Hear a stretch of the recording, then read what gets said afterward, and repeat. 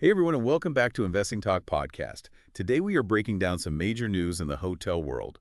Hyatt Hotels Corporation's acquisition of Playa Hotels and Resorts. This one's got a bit of everything. A big price jump, analysts scratching their heads, and a few technical indicators raising eyebrows. Oh, yeah, it's a fascinating development. What stands out to me immediately is how this fits into Hyatt's broader strategy. They're Mhm. clearly aiming to be a dominant force in that all-inclusive resort market. So let's get into the details. Hyatt is buying Playa, ticker symbol PLYA, for $13.50 per share in cash, a total deal value of $2.6 billion when you factor in Playa's debt. Which is a pretty significant premium compared to where Playa stock was trading recently. It is, and this isn't Hyatt's first time with all-inclusive resorts. You remember they acquired Apple Leisure Group back in 2021 and then partnered up with Grupo Piñero in 2024. They're building quite a portfolio in this space. Right. So it seems like they're not just dipping their toes in the water here. They're diving headfirst into this all-inclusive trend. But here's something I thought was interesting. Hyatt plans to sell off some of Playa's properties after the deal closes, hoping to rake in around $2 billion from those sales. What's the thinking behind that? Yeah, that's where the whole asset-light model comes into play. By selling off some properties, Hyatt can reduce its overall capital investment and focus more on managing and branding the resorts, rather than owning all the physical assets. It's a strategy we're seeing more and more in the hospitality industry. So less about the bricks and mortar, more about the experience itself. Exactly. But there are some potential downsides for investors to consider as well. An asset-light approach can sometimes limit a company's control over quality and consistency across its portfolio. It's a delicate balance. All right, let's shift gears a bit. Let's talk about how the market's been reacting to all of this. On February 10th, 2025, the day the news dropped, PLYA's trading volume exploded, hitting over 45 million shares. To put that in perspective, its average volume is usually around 1 million. Wow, yeah, that surge in volume definitely reflects the heightened interest.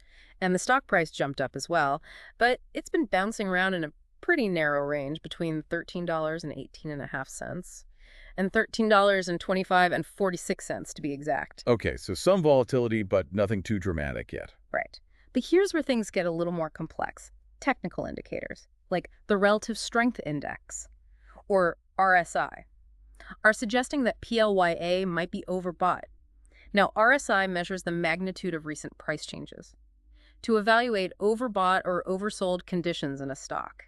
It's basically a way to gauge whether the stock's price has gotten ahead of itself. So a little yellow flag for investors thinking about jumping in right now. Exactly, especially when you consider the range of opinions we're seeing from analysts.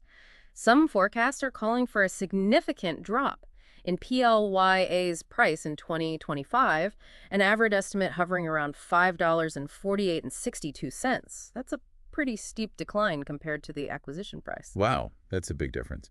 So are analysts split on this? Is everyone expecting a drop? Well, it's not quite that clear-cut. Some analysts are maintaining a moderate buy rating on the stock, with an average 12-month price target of $12.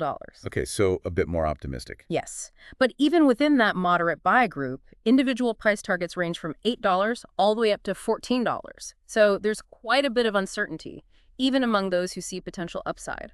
Interesting. Seems like nobody's quite sure what to make of this whole situation. And it gets even more intriguing when you factor in the long-term projections. Some models are suggesting PLYA could reach $10.03 by 2030, $11.49 by 2040, and even $12.82 by 2050.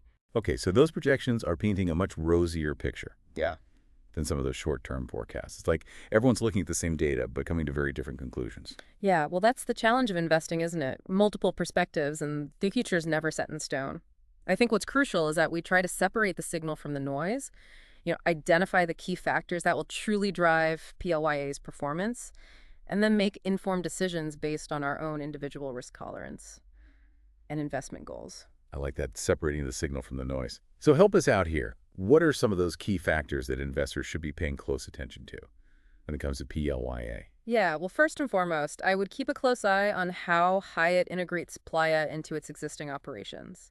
Are they able to do so smoothly? Do they manage to retain Playa's key talent? and maintain the quality of the guest experience. During this transition period, merging two companies, especially in the hospitality industry, can be a complex undertaking.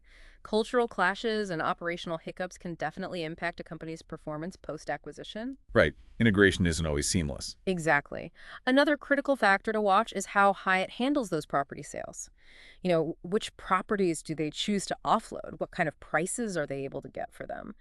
Um, these moves will give us a better understanding of Hyatt's long-term vision for its all-inclusive portfolio and could have a significant impact on Playa's future revenue streams and overall financial health. Okay, so those sales are about more than just recouping some of that initial investment. They're strategic decisions that could shape Praya's future. Absolutely.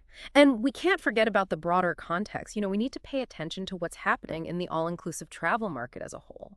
Is demand continuing to grow at a robust pace? Are traveler preferences evolving? Is competition heating up from other major players in the space?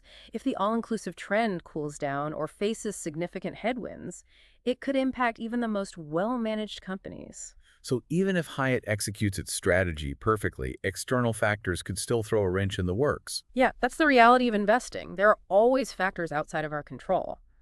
And speaking of external factors, we can't ignore the macroeconomic environment, inflation, interest rates, geopolitical events. These can all create headwinds or tailwinds for the entire hospitality industry, including Hyatt and its newly acquired Playa properties. It's crucial to keep an eye on these broader economic trends because they can significantly impact market sentiment and influence investor behavior. So it sounds like there's a lot to consider here. Short-term uncertainty, long-term potential.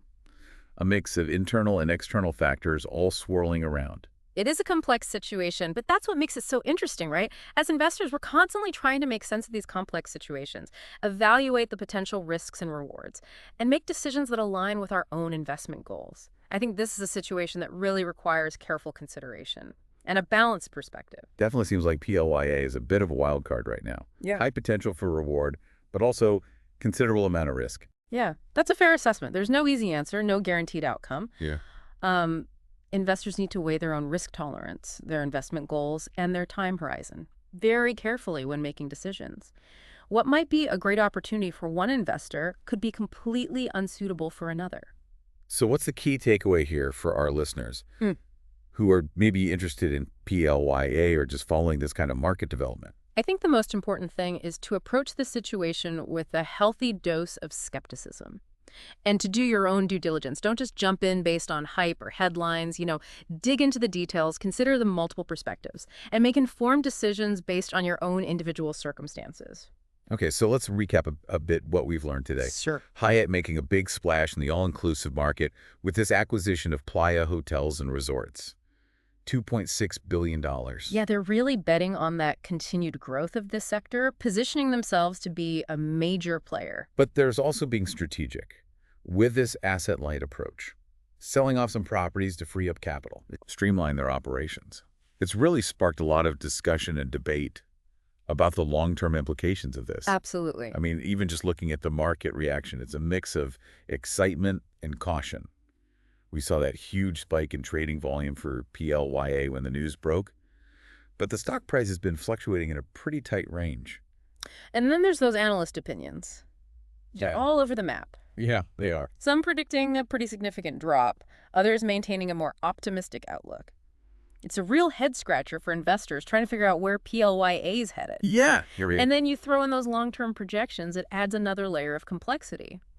Some models suggest PLYA could see steady growth over the next few decades, but that's just based on projections and a lot of assumptions. Right. So for our listeners who are following this story, or maybe considering adding PLYA to their portfolios, what's the most important thing to remember? Well, here's the question I would ask myself if I was in their shoes. Given this range of potential outcomes, from a steep decline in value to steady long-term growth, what factors are you going to be watching closely to inform your investment decisions regarding PLYA? It's a great question to leave our listeners with. It really highlights the importance of that individual due diligence, understanding your own risk tolerance. Yeah, investing is never one size fits all. What works for one person might not work for another, finding the right balance between potential and prudence. Well, that wraps up our discussion today on Hyatt's acquisition of Playa Hotels and Resorts. As always, we encourage you to do your own research. Consider your individual investment goals before making any decisions. Informed decision-making is key to successful investing. Absolutely. Thanks for tuning in to Investing Talk Podcast. We hope you found this breakdown of Hyatt's strategic move insightful. Don't forget to subscribe to our channel, share this episode with your fellow investors, and leave us a comment with your thoughts on PLYA's future. We love hearing from you.